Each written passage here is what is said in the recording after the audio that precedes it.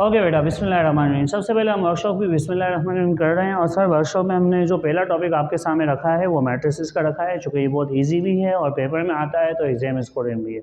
अच्छा, इस हैंडआउट के अंदर कुछ सवाल आपको ऐसे मिलेंगे जिन सवालों में आपको ये लग रहा होगा just like a piece of cake, ये बहुत आसान है। हाँ सर, वो थोड़े से आसान हैं, लेकिन फिर धीरे धीरे के बच्चे के मैच्योरिटी लेवल के हिसाब से मज़ीद ऐसे सवाल भी मैंने इसके अंदर डाले हैं ताकि बच्चे को पेपर करते वक्त ये ओवर कॉन्फिडेंस वाली फीलिंग ना हो। तो प्लीज़ कोशिश ये कीजिएगा, बीइंग अ टीचर मैं भी आपको वो बच्चों जैसे सवाल भी सॉल्व करवा रहा हूँ, चूँकि उसकी वजह ये है कि आपके पास उस कॉन्सेप्ट की प्रॉपर परफेक्ट नॉलेज हो। अंडरस्टूड? तो सर सबसे पहले हमने क्या करना है, सबसे पहले पार्ट में हमें कह रहा है 2 है। बेटा याद रखिएगा, जब कोई भी नंबर मैट्रिक्स से मल्टीप्लाई होता है तो मैट्रिक्स के हर एलिमेंट से मल्टीप्लाई हो जाता है। तो बेसिकली सर अगर हम इसकी बात करते हैं तो 2 है। तो सर आप लोग बताइए क्या करेंगे, इस मैट्रिक्स के साथ इस नंबर को मल्टीप्लाई कर देंगे, जैसे कि है 5839 इसका। तो सर आप क्या करेंगे, इस मैट्रिक्स के साथ इस नंबर को मल्टीप्लाई कर देंगे। तो सर बेसिकली हुआ क्या, आप देख सकते हैं 2 multiply by 5, sir 2 multiply by 8, sir 2 multiply by 3, sir 2 multiply by 9।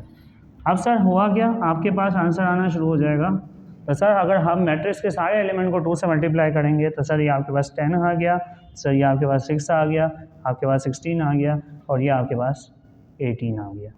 तो ये था आपका 2A आंसर। पेपर में अगर मिसाल के तौर पे इस तरीके से सवाल आएगा ना, तो ये बात ये भी याद रखना कि वो ज़्यादा से ज़्यादा 1 से 1.5 मार्क की मार्किंग का होगा, इससे ज़्यादा का नहीं होगा। इसी तरीके से सर आपको एक और पार्ट दिया है 4B। सर 4B ये आप लोग करेंगे। इसी तरह सर 5C ये भी आप लोग करेंगे। इसी तरह एक और पार्ट है 6D, ये भी आप लोग करेंगे। सर इसका जो 5वां पार्ट है बेसिकली वो मैट्रिक्स की एक प्रॉपर्टी है और उसका नाम है बी और टी। सर बी टी का मतलब क्या है, बी ट्रांसपोज, यानी जो भी मैट्रिक्स आपको दिया जा रहा है ना, आप उसका ऑर्डर पेज चेंज कर देंगे। सर ऑर्डर पेज में क्या होता है, रो मल्टीप्लाई बाय कॉलम होता है। इसका मतलब है सर जो भी मेरे को ट्रांसपोज दिया, जो भी मेरे को मैट्रिक्स दिया जा रहा है उस मैट्रिक्स का मैं ऑर्डर चेंज कर दूंगा। बेसिकली जो रो होगी इसको कॉलम और जो कॉलम होगी इसको रो। सर तो फिर आपने क्या करना है, सर ये आपके पास बी ट्रांसपोज है, बी ट्रांसपोज को आप कैसे लिखेंगे, 2 6 4 5। अब आपने क्या किया, सर इसको कन्वर्ट कर दिया 2 6 4 5। आपने देखें रो को किस में कन्वर्ट कर दिया, कॉलम में कन्वर्ट कर दिया। सर चलें मज़ीद आगे बढ़ते हैं। इसके बाद है ए ट्रांसपोज, छठा पार्ट है, ये आप लोगों ने खुद करना है, सेम है सबक। 7 के अंदर सी ट्रांसपोज, 8 के अंदर डी ट्रांसपोज, ये भी आप करेंगे। अच्छा 9वां पार्ट आ रहा है 380, यानी मिसाल के तौर पर 9वें पार्ट में आपको बोल रहा है 380। अब देखें एक बार हमेशा याद रखिएगा, पहले आपने ए का ट्रांसपोज लेना है और ए का ट्रांसपोज लेने के बाद 3 से इसको क्या करना है, मल्टीप्लाई करवाना है। अब मिसाल के तौर पे आपने बोला मैं 380 तैयार कर रहा हूँ, तो सर याद रखिएगा सबसे पहले आपको ए ट्रांसपोज तैयार करना पड़ेगा। इसका मतलब है सबसे पहले तो सर इसको हटाओ। अब ए के एलिमेंट्स कौन कौन से हैं, सर ए के एलिमेंट में 5 8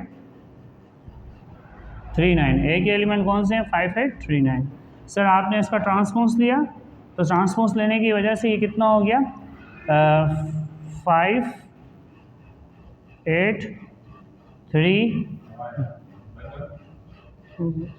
स्टॉप कर, इसको बंद करो ना यार, क्यों खोला है। ठीक है, तो ये ए का ट्रांसपोज आ गया। वापस से शुरू से बनाओ फिर, ठीक है। अच्छा सर अब आपको 380 करना है। अब आपने बोला इस मैट्रिक्स के साथ मैं इन नंबर्स को क्या करूँगा, मल्टीप्लाई करूँगा। तो सर 5 3 8 9। नेक्स्ट स्टेप में सर आप लोग क्या करेंगे, 3 मल्टीप्लाई बाय 8 ट्रांसपोज। तो सर 3 5 ज़ा 15, 3 3 ज़ा 9 एंड 3 8 ज़ा 24 और सर 3 9 ज़ा 27। बेसिकली उसने हर पार्ट में आपसे एक एक प्रॉपर्टी करवाई थी, इस सवाल में उसने 2 प्रॉपर्टी करवा ली, एक मल्टीप्लिकेशन को भी थोड़ा चेक कर लिया और थोड़ा ट्रांसपोज से निकाल लिया। सर वापस से बता रहा हूँ ये बेसिक सवाल है, ये सवाल आपको अगर आए तो आपको पार्ट्स में आएंगे और दूसरे जितने भी लेवल ऑफ सवाल बढ़ते जाएंगे तो उनका लेवल बढ़ता जाएगा। अच्छा इसके बाद हम आते हैं सर 10वें पार्ट पे। 10वां पार्ट सेम है, ये आप लोग ने करना है 11 12 13।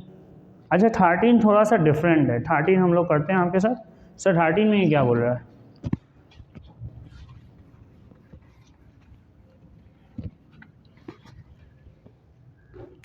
सर 13 के अंदर ये बोल रहा है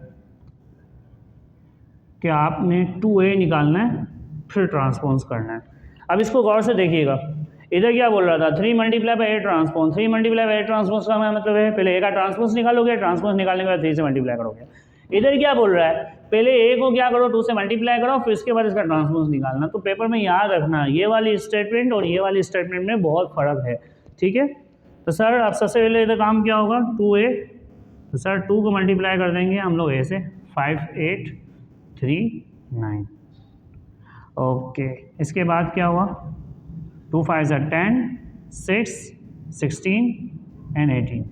ये बेसिकली आपने किसका आंसर निकाला है सर, ये हमने 2a का आंसर निकाला है। और अब हमको 2a का क्या चाहिए सर ट्रांसपोज चाहिए।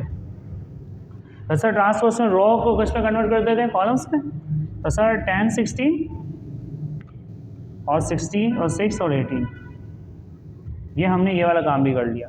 अब सर आए सवाल नंबर है हमारा, पार्ट नंबर है हमारे पास 14 14 सेम, 15 सेम, 16 सेम, 17 और 18 ऑलमोस्ट सेम है। तो सर ये हमने पहला सवाल इसके अंदर डन कर लिया है। अब हम चल रहे हैं अपने दूसरे सवाल की तरफ।